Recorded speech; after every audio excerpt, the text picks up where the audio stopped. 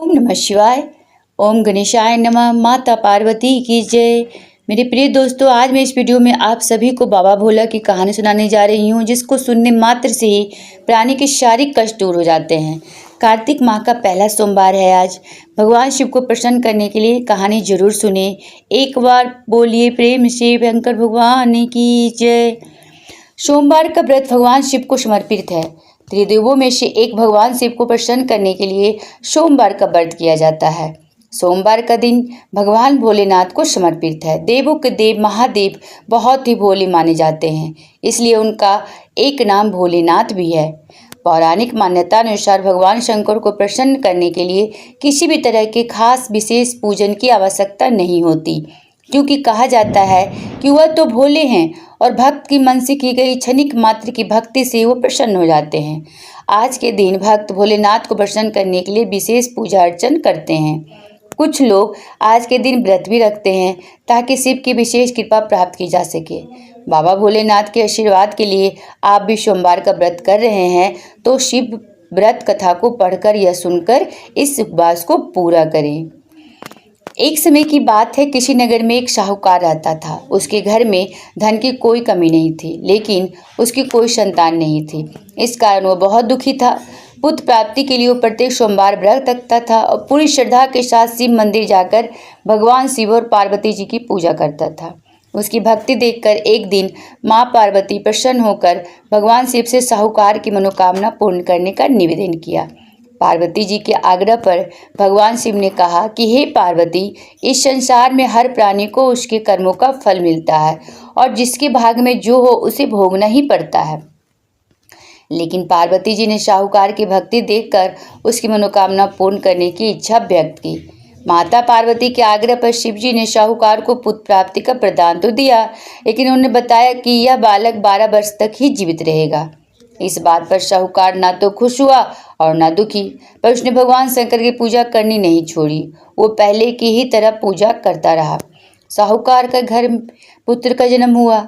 कुछ समय बाद साहूकार के घर एक पुत्र का जन्म हुआ। जब वह बालक 11 वर्ष का हुआ तो उसे पढ़ने के लिए काशी भेज दिया गया। साहूकार ने पुत्र के मामा को बुलाकर उसे बहुत सारा धन दिया और कहा, तुम इस बालक को काशी विद्या प्राप्ति के लिए ले जाओ और मार्ग में यज्ञ कराना। जहाँ भी यज्ञ कराओ वहाँ ब्राह्मणों को भोजन कराते हुए दक्षिणा देते हुए जाना। दोनों मामा भांजे इसी तरह यज्ञ कराते हुए और ब्राह्मणों को दान दक्षिणा देते काशी नगर निकल पड़े।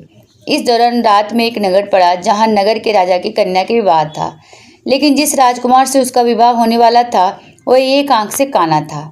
राजकुमार के पिता ने अपने पुत्र के काना होने की बात को छिपाने के लिए सोचा, क्यों न साहूकार के पुत्र को दूल्हा बनाकर राजकुमारी से विवाह करा दूं। विवाह के बाद इसको धन देकर विदा कर दूंगा और राजकुमारी को अपने नगर ले आऊंगा।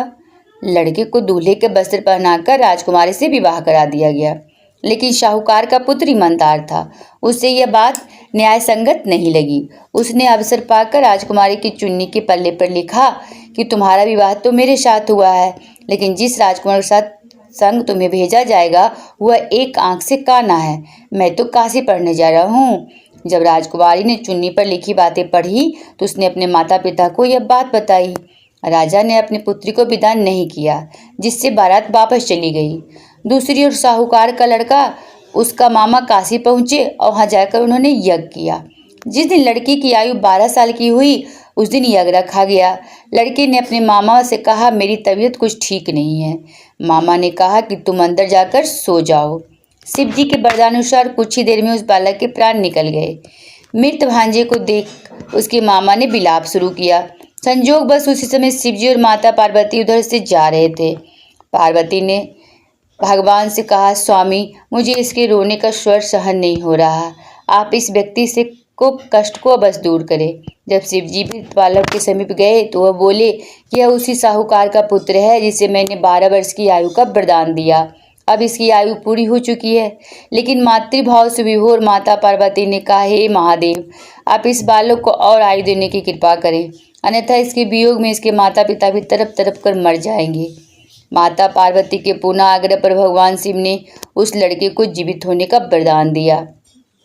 शिव जी की कृपा से लड़का जीवित हो गया।